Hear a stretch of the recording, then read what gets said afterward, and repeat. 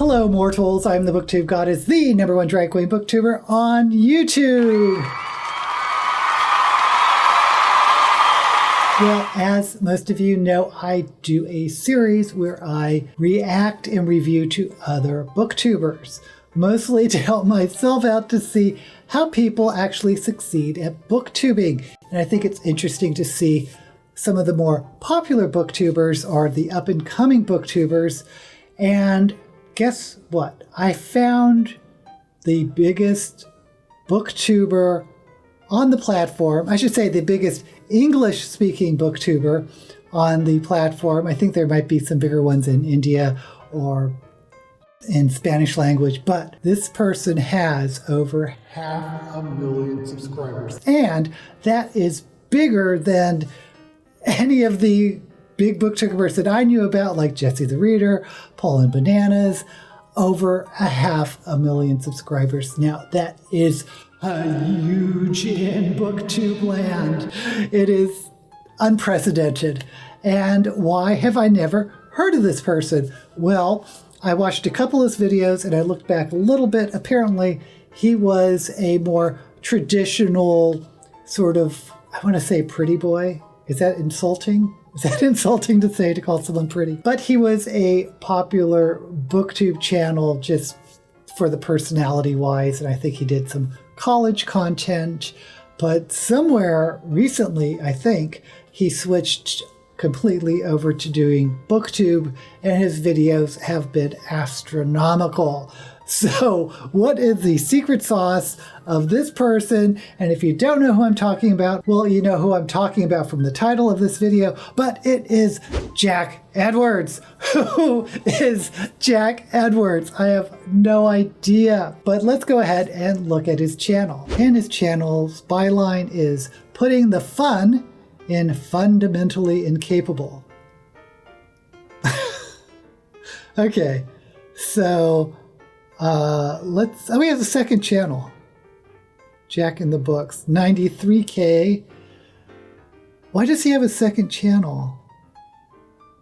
Let's just look at this real quick, because I thought his new channel, or he converted his channel to books, but this looks like book channels as well. Okay, I don't know what's going on with this channel. I'm just going to go over to his main channel. And let's take a look at the videos. At the time of filming, he has 560,000 subscribers. Amazing. He hasn't published a new video since I saw this last one, so maybe we'll react to that one later. But let's go ahead and sort by oldest. Oh, he looks young. How long ago? Was 5 years ago. Oh, okay. His first video is a Q&A. Now, I'm going to take a wild guess and say this is not his first video that he's ever done. This looks really polished, and it's a Q&A. Why would anyone put their first video as a Q&A? And it says, yes, I've run out of ideas already. So, God, he looks young. Okay, not only does he have a very attractive face, but he's also British, and people go crazy for a British accent, at least in the United States. And he has that, oh, how do I say this? He has a very non-threatening demeanor, which I think is appealing to a lot of female viewers. And is he gay? I don't know. I should jump to conclusions. I assume everyone is gay, so I don't know. But let's go ahead and take a look at this video. My name is Jack Edwards and welcome back to my YouTube channel. Today I thought I'd hit you with something totally new and groundbreaking. So obviously he has privated or deleted a bunch of earlier videos. I don't know why. In fact, I don't think any YouTuber has ever set foot into this field of originality and creativity. No, I'm not writing a book. Today I'm going to be doing a Q&A. I tweeted out asking for your Isn't that so funny? He's talking about a book already, and this was 5 years ago. cues, and now in this video I'm going to A those cues. I don't know why I'm explaining it, you know how it works. So, first question, what is your current obsession? I like it when you sleep, for you are so beautiful, yet so unaware of it. The new 1975 album with the most lovely album title ever. 1975? And also Mini Eggs. What is your favourite song at the moment? Probably Somebody Else, again by the 1975. Weathered by Jack Garrett, or Still by the Japanese House. If you want to listen to any of those songs, my Spotify will be in the description. And yes, this video is going to have more plugs than a bath shop. What would you call your autobiography? What's that mean? A series of unfortunate events. What could you not go a day without? Complaining. If you could spend a day with a celebrity, who would it be and why? Probably Kanye West, because I think it would be really fascinating to see the way that his mind works. And I the would real be afraid. life of Pablo. Plus, I could probably get a pair of free Yeezys and flog them on eBay. Okay, this one is from Vegan for Life. Did you know that it takes 3 sheep to make 1 sweater? Now that's funny actually, because I didn't know sheep could knit. Who is your celebrity crush? Probably Gigi Hadid for obvious reasons, and Alexa Chung, always. What is your favourite food? The nearest. What inspired you to make your YouTube channel? I've always loved being creative. I have a blog, and I thought YouTube was sort of a natural progression from that. From the outside, YouTube just seemed like this really friendly and constructive environment, and I just thought, I want a slice of that cake. Although, to be fair, I do want a slice of most cakes. But yeah, I really love creating videos for you, and I hope you enjoy them too. What do you think of Rihanna's new Work music video? I actually think it's a bit too conservative. Where would you like to travel to next? Well, I recently ticked China off my bucket list, which was incredible. I'd love to go to Japan for similar reasons that I wanted to go to China, just because the culture is so incredibly different. It's otherworldly, I imagine. I'd also love to go to Paris, and I'd love to explore more of America. What is your favourite thing about the room you are currently in? Well, I'd say the entrance to the room is pretty adorable. Please don't unsubscribe.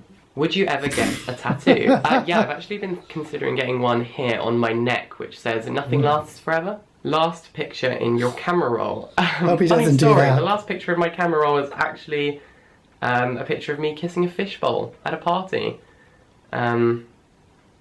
Okay, so I guess he's not gay. I don't know why I said that. But you can tell he has that very endearing personality. And 5 years later, you'll see he's really grown into his looks. He has facial hair now, and he's quite attractive. Like, not that he's not attractive here, but that's a different demographic. Okay, let's look at more of his channel. Okay, so he's very clean cut, and he's doing, I guess, traditional videos, story times, Ask Jack, Off the Rails. Then he does When in Munich. Oh, I guess he was a travel blogger. That's interesting. Okay, so it looks like he did a lot of travel vlogs and uni. So he's a college booktuber, lecture student. So, okay, we're moving on. There is a professionalism to his thumbnails right off the back. I don't like the white on white. These are hard to read for me, but I like some of his later thumbnails a little bit more. Primark hauls, he does hauls. So when does he get into Booktube? We're 2 years ago. No Booktube. Teaching in China. Back to uni.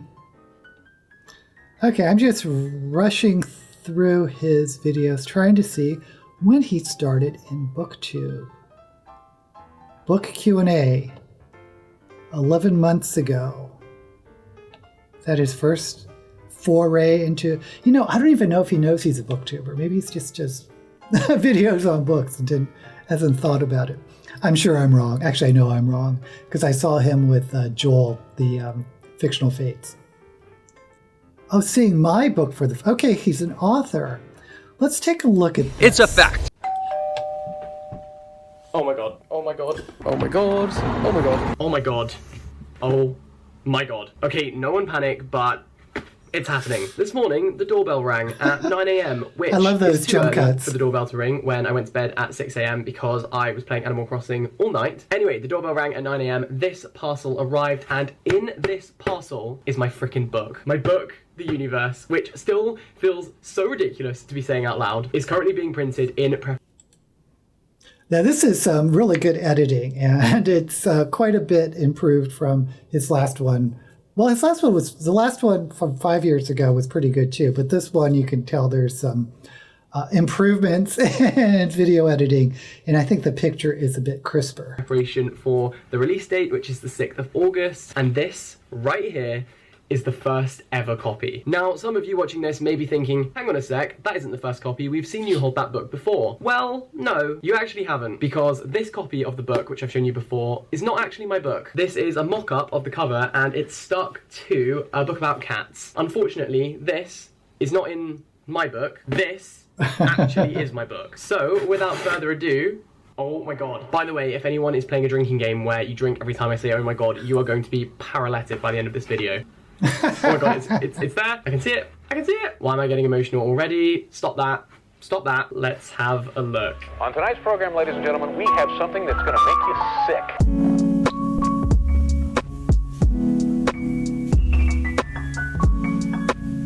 I like that intro. Let's Very have a mellow. look.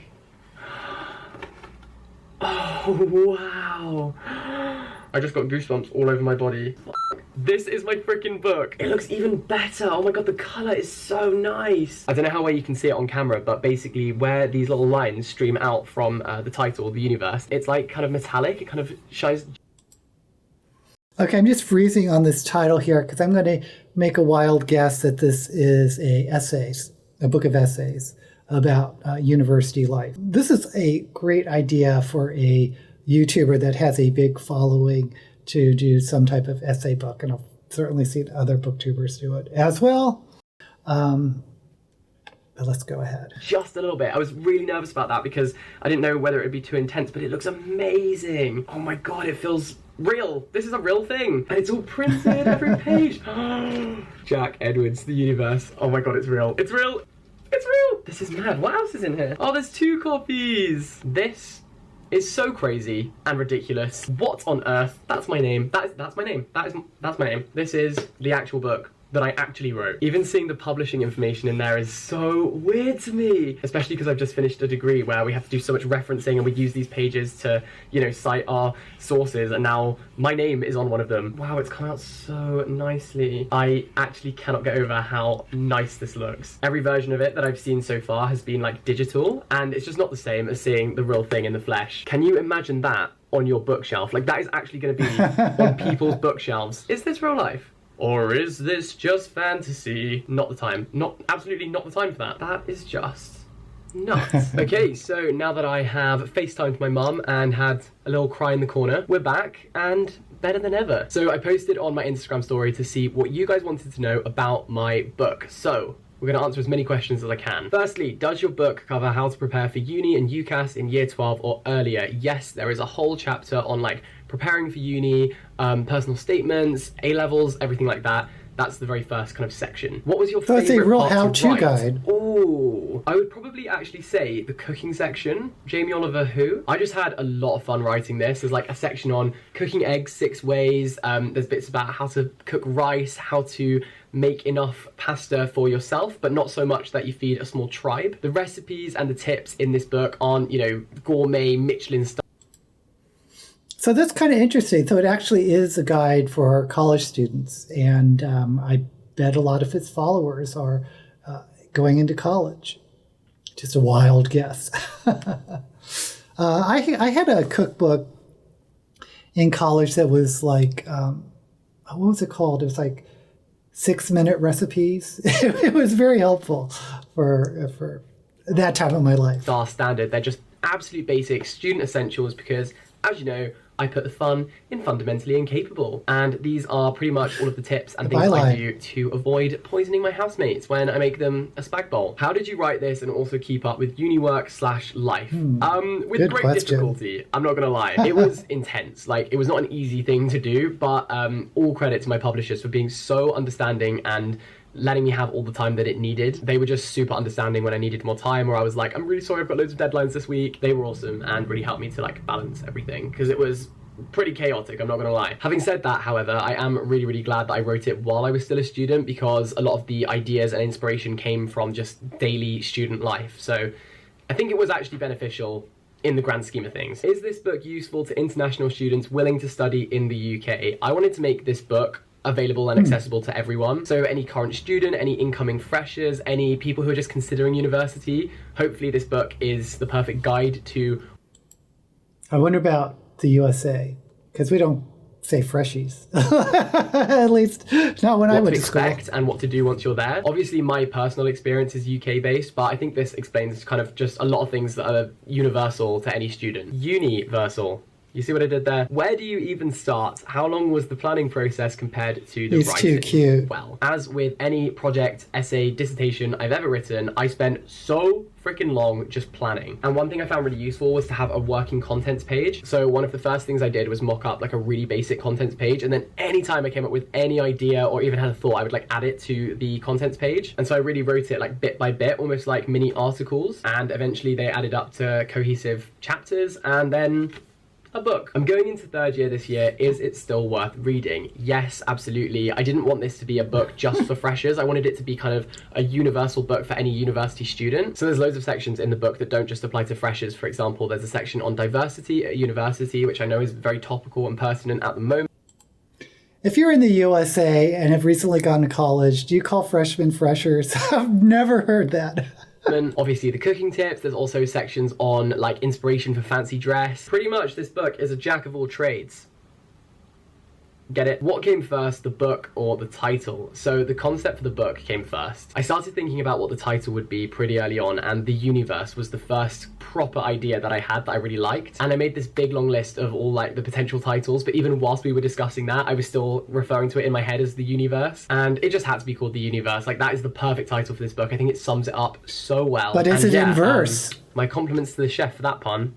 The chef being myself. Was it difficult to finish it, or did you want to keep revising it? Oh my lord, I've never wanted to revise before until this book. I would just edit and edit and edit and edit. The perfectionist really jumped out, okay? I just kept wanting to change the grammar or words or change the structure of the sentence, and eventually I had to let it go. And actually, one thing I didn't realize about writing and publishing books is that after a certain point, it needs to be typeset. So on this page, for example, you can see there's like a numbered list. On other pages, there are like little subtitles or diagrams. There's also footnotes, gaps between the paragraphs, and someone has to typeset all of that manually. And so basically, every time little old me is like, hang on a sec, I want to add a comma there, it's not as simple as editing like a Word document. So basically, after a certain point in the process, if you want to keep making edits, you have to pay to edit it. So the publishers would basically incur like a fee or a charge to keep editing the book. So eventually you have to call it a day and be like, this is as perfect as I can make it. How long did it take you to write it? When did you first get the idea to do so? So we had the first meeting with HarperCollins in February last year, and then I finished writing it in February this year. So it was pretty much a year between coming up with the concept and putting that final full stop. But we're obviously still kind of working on it as a project now. So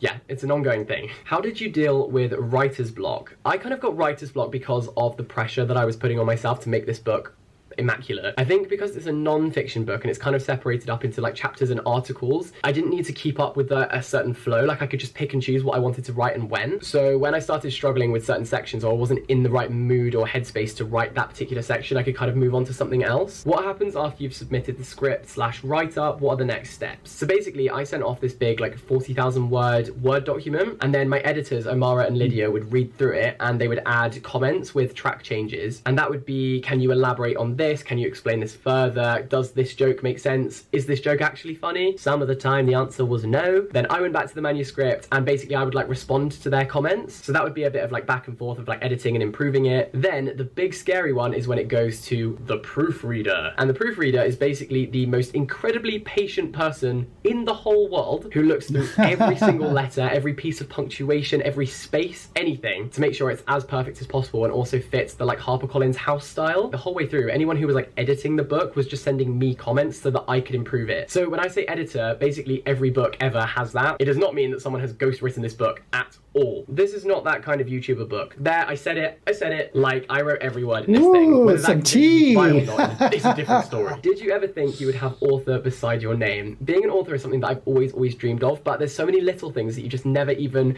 consider, like the fact that on the Waterstones website it would be like Jack Edwards, author. The fact that my Goodreads account, which I used to just log all of the books that I read, got upgraded to an author profile. Little things like that are just so surreal and 50 shades of grey. Do you wish you had a book like this when you entered university? Yes, absolutely. That is pretty much the reason that I wrote this book, because I'm first generation in my family to go to university and also just a massive overthinker, which is so unhelpful. I was absolutely terrified about going to uni, and so this is exactly what I would have needed to reassure me and see me through it. So that was kind of the reason for writing it. How did you choose the cover, or did you design it? Basically, I went for a meeting with my publishers and I showed them on my laptop 50 book covers that I really liked. They then gave the design team a brief and this is what they came up with originally. The thing that I found so difficult is that I really loved that book cover, and if I saw it in a shop I'd be like, oh, what a nice book cover, but it just wasn't me. When I opened the little PDF file that I was sent and I looked at that cover, I just knew it wasn't my book cover. And let me just tell you, it was the worst email I've ever had to send to be like, I'm really sorry, but I don't like it. Obviously now I am really glad that I sent that email and was like, I'm just not really sure, because I wanted every tiny feature of this book to be perfect. So I went for a meeting at my publishers and kind of told them what I had envisioned the book cover to look like. Because the title is The Universe, I really wanted it to be like a big bang of all of the different kind of icons and artifacts of university life, like kind of bursting out. I suggested orange because orange is my favorite color and it felt very like gender neutral, and this is what the designers came up with and I'm so in love with it. I just love every single thing about it. They honestly absolutely smashed it. I love the font, I love the little doodles, they're all, it's so unique and original. And because of the foiling on the front, the cover is like textured as well.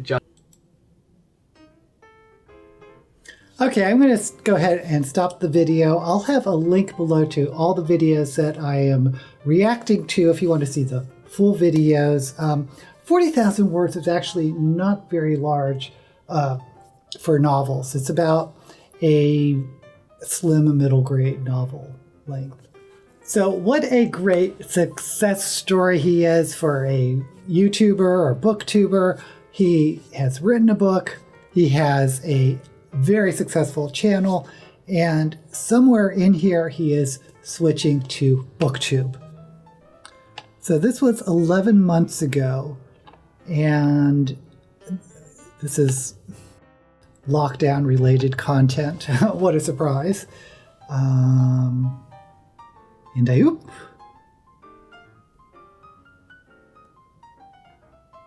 I said that because it had a video that says and Okay, so every literary reference in Taylor Swift's Folklore and Evermore Explained. Okay. And I've seen a couple of these videos, but it looks like 5 months ago he just switched to Booktube. These are all Booktube videos. And where is it? One of these videos had a million. Here it is. 1.4 million views in Booktube. Booktube. This is craziness. Craziness. What Booktuber gets these numbers? No one. No one. So let's look at one of the more recent videos. I've seen both these million plus videos. I don't know if I'll do the whole video, but it is I read every book Kendall Jenner has recommended on Instagram, and her taste is questionable. 1.4 million views. Guys. Okay, let's go. Love this intro.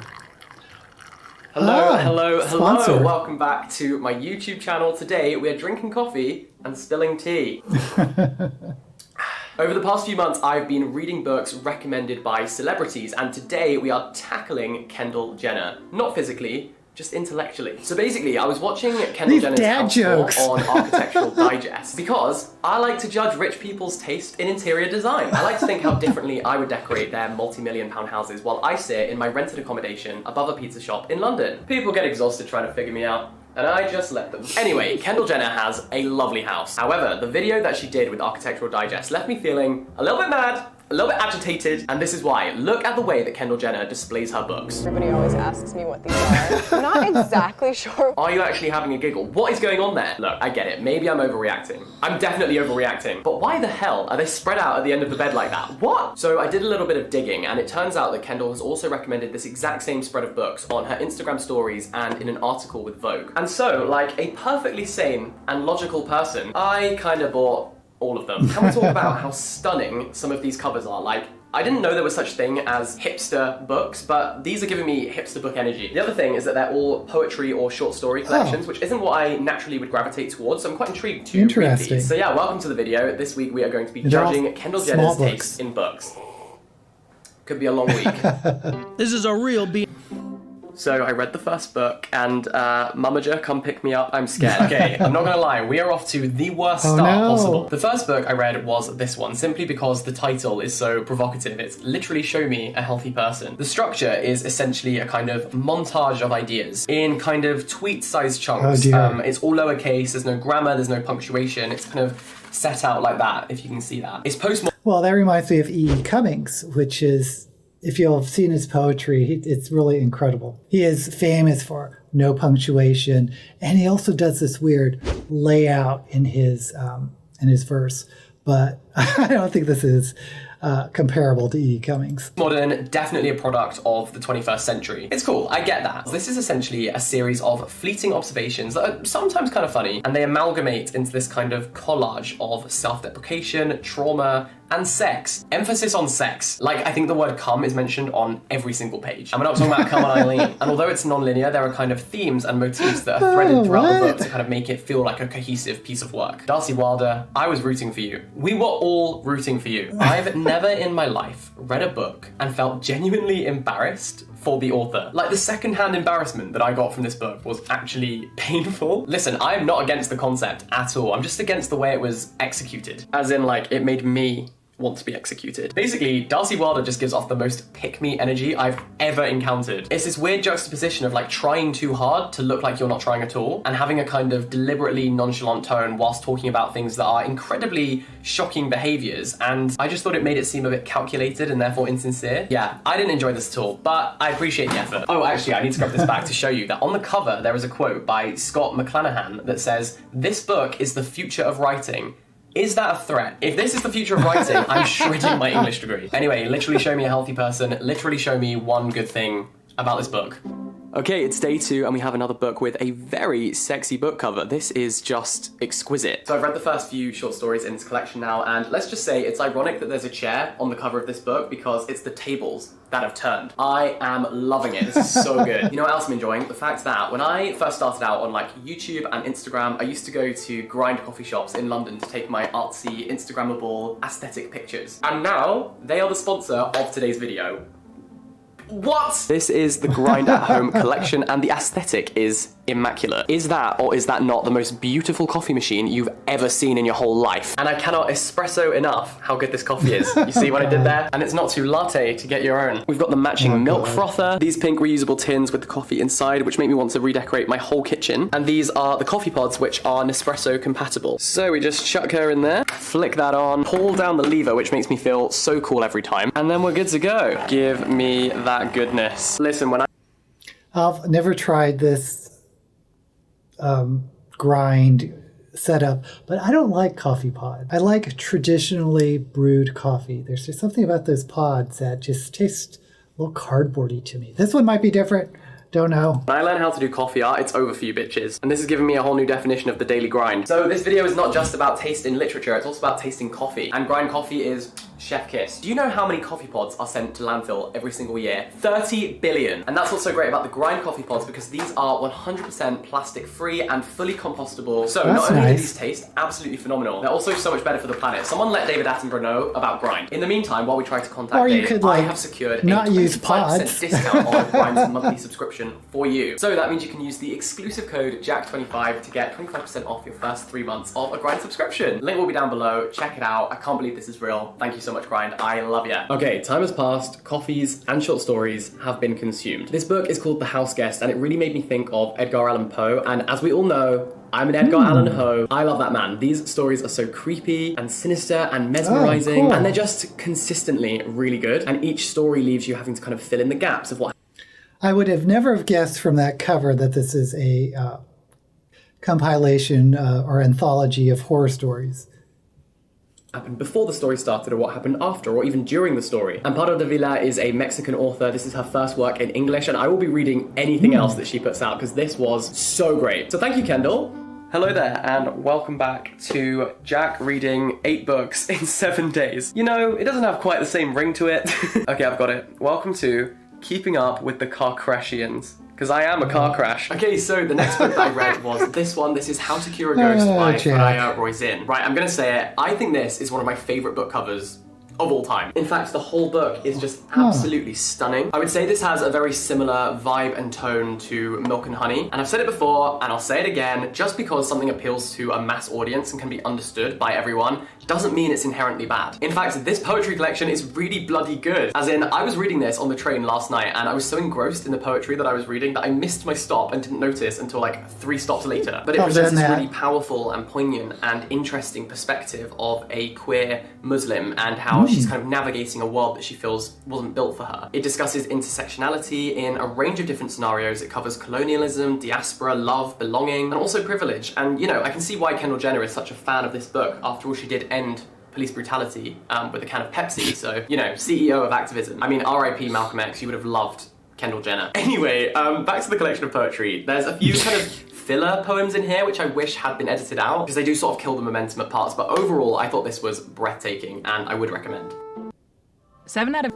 I've just finished reading this book. This is called So Sad Today, and to be honest, I can't fault it. It did do what it said it would do on the cover. It made me so sad today. So sad that I spent money on this thing. This book is a freaking roller coaster. It's kind of similar to Literally Show Me a Healthy Person in the sense that it's very irreverent and postmodern, but this one at least didn't make me lose brain cells. You know, it's achieving the bare minimum for me. This is a selection of personal essays by Melissa Broder, and let me just read you some of the essay titles. So we have I Want to Be a Whole Person, but Really Thin, Help Me Not Be a Human Being, Honk If There's a Committee in Your Head Trying to Kill You. Okay, this one is called Love Like You Are Trying to Fill an Insatiable Spiritual Hole with Another Person Who Will Suffocate in There. And that essay is all about 2 people sexting for 30 whole pages. How did we get here? How did we get here? Weirdly, if you guys remember my video on Halsey's poetry, Halsey has this poem where she's like, on day 1 I realised I wasn't good enough. And that's exactly what the first essay in this book is about as well. And I hated it in Halsey's poetry collection, and I hated it in here. I really feel like we just need to let this idea go. Like this whole when did I ask to be born idea. Let it go, guys. Let it, it's gone. Because it's just dumb. It's a tweet at best. A tweet that should have been saved in the drafts. Not an essay or a poem that makes it into a collection. It's about as clever as saying no one asked for the sky to be blue. Like it doesn't matter. Overall, I felt like this book was a better version of this book, but I still didn't like it. And I am so sad today. Wait, why have I never used this filming location before? This is... that's probably why. Right, get out of the way. Now that I've hit 400k, I like that everyone wants to typewriter. collab. Anyways, today's book is this one. This is Sea of Strangers. It goes without saying, this cover is divine. Before I talk about any author, I always make sure to look up how to pronounce their name, and when I searched up Langley Ave, this is what came up.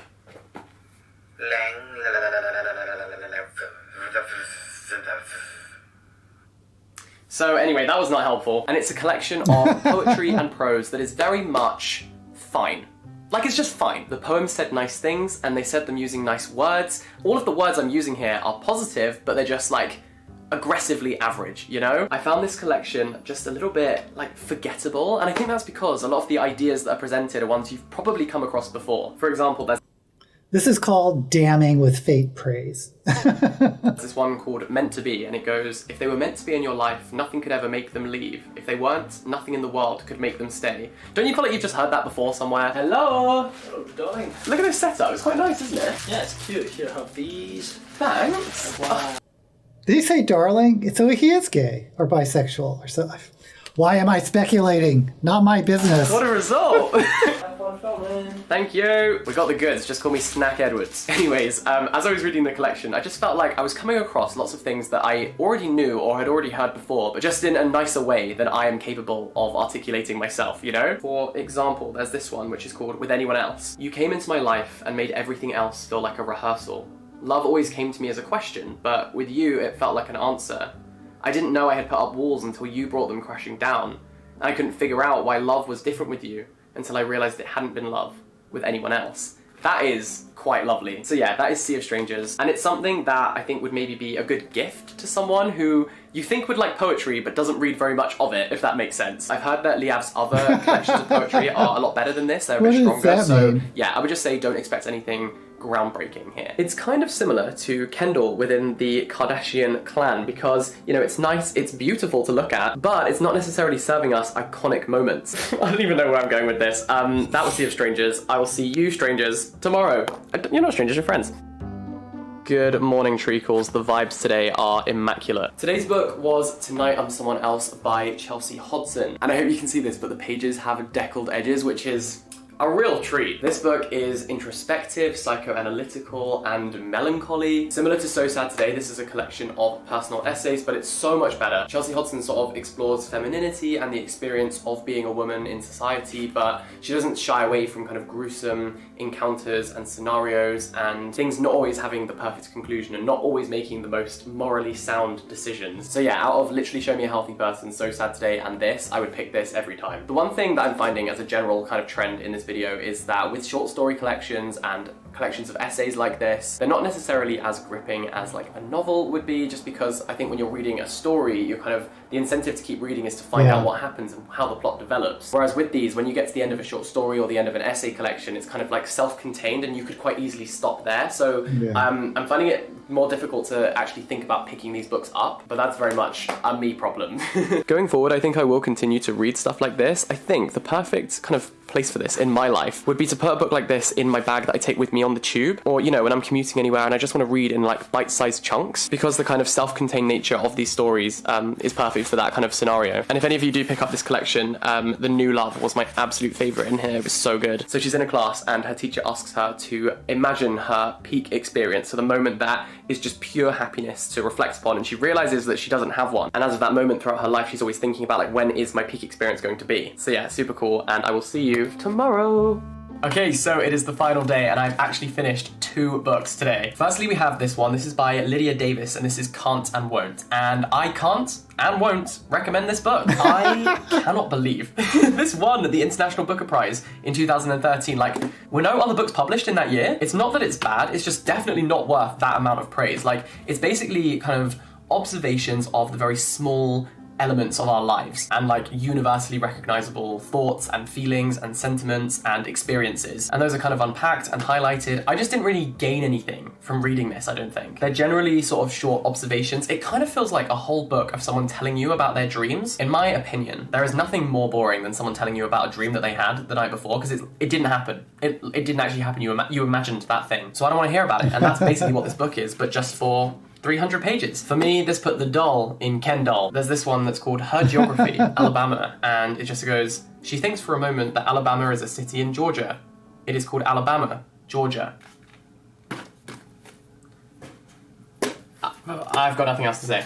However, this book was immaculate. This is called No One Belongs Here More Than You, and it's by Miranda July. Like that and word, I would read this immaculate. in April, May, June, July, and August. Because I just thought it was really good. I reckon it's kind of an acquired taste, but like I have that taste. They're these wacky and wonderful short stories, but different to the other book, they're told in a really captivating way. For example, the first short story is called The Shared Patio, and it's all about this woman who lives above an elderly couple, but they share a patio, and she's always timed it so that she never goes on the patio at the same time as they're on there. But then one time she decides, I'm just gonna go and I'm gonna sit with the old man and we'll have a chat. Anyway, the old man has an epileptic fit, and instead of helping him, like you might expect, she falls asleep on him and communicates with him through kind of telepathy, I guess. Then the wife comes home and she's like, what the hell are you doing? Go inside and get his medication to help him. And she goes inside, and instead of getting the medication, she just looks at the family portraits on the wall. I won't give too many other spoilers, but the second story is about a lady who teaches old people how to swim in her kitchen. And it's all just quite bizarre. So if you're into that kind of thing, this is really quite great. I mean, Kendall Jenner has just launched that tequila brand, and I feel like this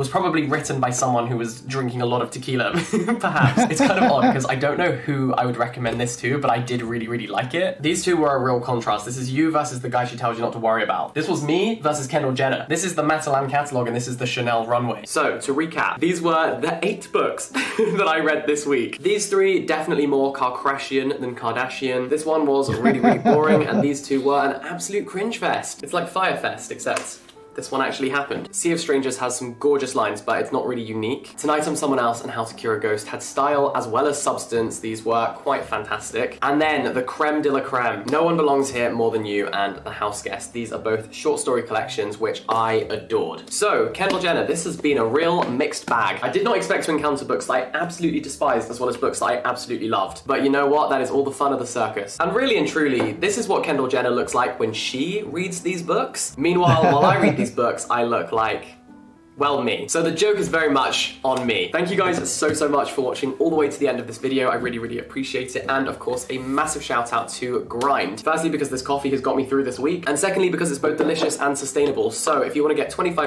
So that was Jack Edwards. Now, he started Booktube at least 5 years ago. I don't know how much earlier than that he actually started.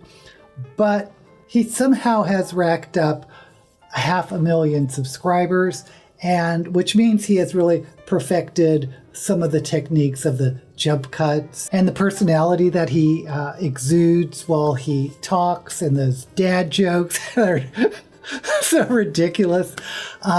He is so charismatic. I don't know if this makes sense, but he's very charismatic in sort of the generic YouTube way. And he's morphed that style and technique into Booktube. And I think it works very well. Obviously, it is working very well by the numbers that he's hitting. I mean, you saw 2 videos went over 1 million views. Now, I'm not getting a sense of what his taste is in books. Like, for me, it's fantasy and science fiction. And I don't know if he likes literary works or any type of fiction works. It's hard to tell by the types of videos that he's doing, at least the ones that I've seen. Let me know in the comments if you've heard of him. I just found him this week, and I knew I had to do a video on him because I've never seen a booktuber with these types of numbers and this type of following, and I just find it so fascinating. He's definitely one to sort of learn from if you're a beginning booktuber, because he is a very finessed YouTuber, and again, he's bringing that finesse into Booktube that I don't think many booktubers have. Maybe few. Maybe Books and Lala. Jesse the Reader has a very specific jump cut style, but Jack Edwards has a much more traditional YouTube style that I am just completely fascinated with. And of course, he's easy on the eyes, but he's an attractive person, but I say that to include his personality. He has a very attractive personality that makes you be drawn in. And again, it's in a very non-threatening, casual manner that appeal to certain viewers. So I think that's all I have for Jack Edwards. Again, I'll have links below to all the videos that I went over. Please check his channel out, subscribe to him, and while you're at it, subscribe to me if you're not subscribed already, and give this video a thumbs up. Until we meet again, may all the books you read be blessed.